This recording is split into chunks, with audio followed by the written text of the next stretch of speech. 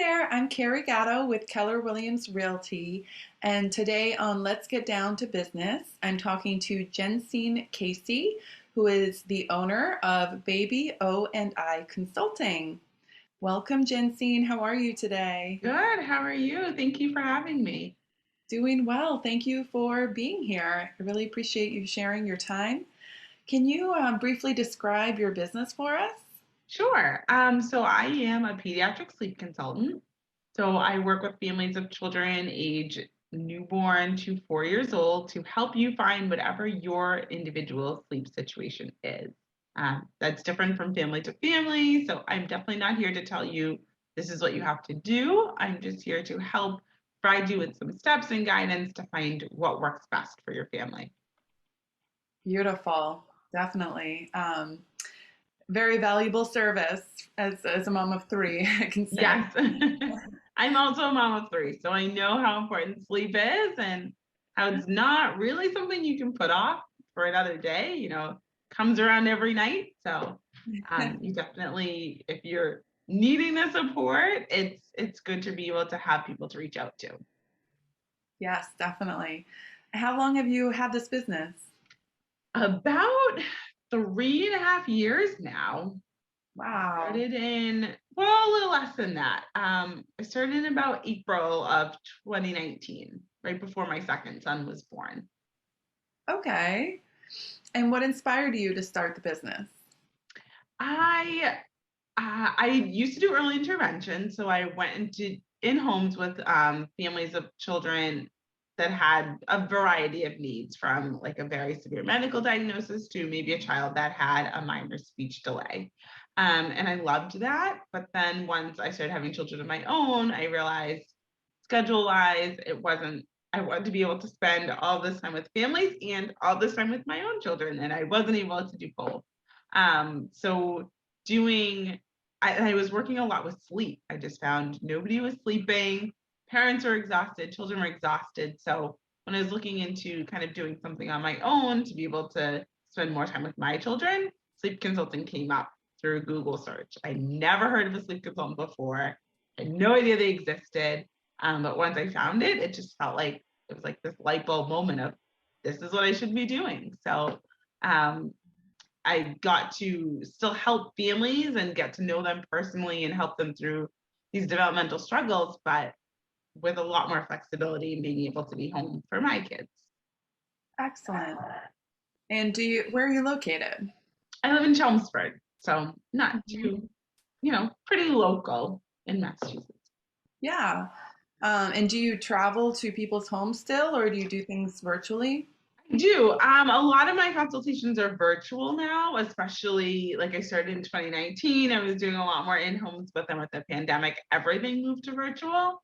Yeah. Um, and then I was pregnant with my third, so then I didn't do as things were opening back up. I still did a lot more virtual visits, but now that things are like she's all settled in, I'm starting to do a lot more in homes. About around 30 minutes from where I live. So Uh, still it covers, a good amount of Massachusetts. And I think it's interesting that you mentioned, you work with kids up to 4 years old, you said, Mhm. right? Yes, Because we yes, think, I think people maybe before they become parents think, well, once they're sleeping through the night at, 6 months or maybe a year, we're good to go. But yeah, yeah. there could be sleep issues well beyond that, right? Yeah, so it ebbs and flows. So typically around development, like as things are coming up and they're getting older, things change a little bit. So you have that initial like newborn time where things are rocky and they're not sleeping so great. And then you might find your groove for a little while, but then they start walking, they start talking. That can be disruptive to sleep. They start figuring out they can climb out of the crib. They're ready to move to a toddler bed or to like a big boy or big girl bed.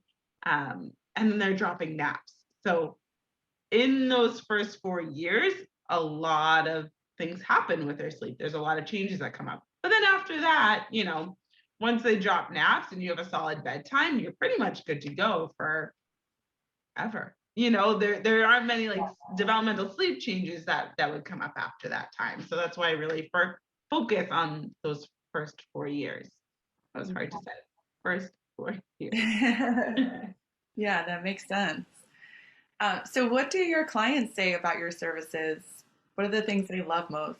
Yeah, they love, they love, and I really pride myself on that personal touch that I feel like I can give that may be different from other sleep consultants, um, or even just sleep information out there, because you can do a Google search, and I'm sure every parent has had that 2 a.m. Google search of like, why isn't my baby sleeping? What do I do to get my baby to sleep? I mean, you can find some really great information, but having someone that can track your sleep, you can ask unlimited questions to, and it's very individualized for your child, makes all the difference. Because yes, all that information is great, but then what if you try it and your baby does like something totally opposite or something not mentioned in the article? Then you kind of feel lost, or you feel like that's kind of it, but not really what we're dealing with. So this way, it's very individualized, very personal. We can get to the root cause of exactly what's going on with your family, and then give steps and provide support to get you to where you want to be,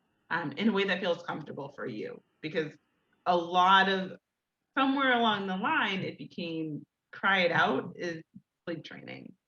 And it's not, it's a method of sleep training, but it's not the only method of sleep training. So I think that scares a lot of families away, where they think my choice is to hold my baby and rock them all night long, or to let them cry alone in a room. And Right. there's so much in between. So that's really my biggest goal, is just to kind of take that stigma out of it, and like, you don't have to be a zombie or feel like you're deserting your baby. There's so many other things that you can do in that middle ground that you feel comfortable with, that can help you get to, the goal that you want to reach.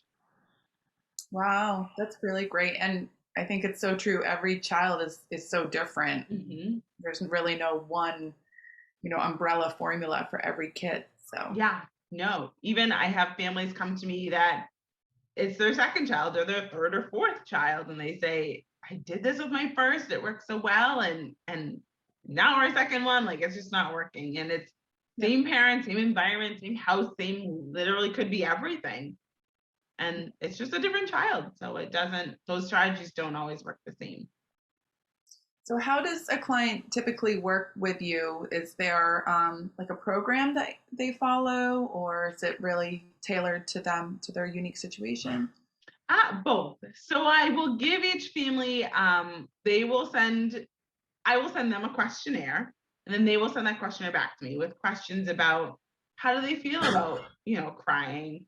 Um, what is your schedule? Maybe I just ended with a family that they were really night owls and they wanted like a 9 to 9 schedule. And then I have families that maybe they're teachers and they're up at like 6, 5:30, 6 a.m. and they need to be out of the house. So it's so individual to each family, but every family gets that individualized sleep plan that gives them step-by-step strategies for every single night, every single nap over a 14-day period, to know exactly what to do. And then they get my support as well. So if they're going away for the weekend, if their baby gets sick, or I shouldn't even just say baby, if their child gets sick, um, whatever comes up along the way, I'm there to offer my support, give strategies. Ooh, that nap really didn't work out great. Okay, this is how we approach bedtime, things like that. So they get this 14-day plan, know exactly what to do, but then I'm inserting my guidance along the way. Wonderful. Thank you. Yeah. And as a mompreneur who really started a business, as a new mom, do you have any, I don't know, like funny anecdotes or tips that you'd share with other mompreneurs? Yeah.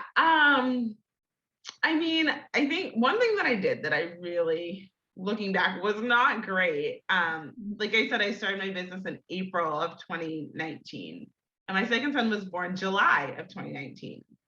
So I was in the hospital, like in active labor, Yeah. and a family emailed me, and I was like, yeah, I can do like your discovery call right now. Sure, let's talk about your baby's sleep. And my husband's like, what are you doing? I'm like, Well, I was getting induced. He was my second is like classic to him, late, does everything on his own time. So I was overdue. I was like, let's get him out. So I was being induced. So I was like, okay in the beginning. So like, yeah, let's chat. And my husband's like, this is crazy. So that is not something that I recommend.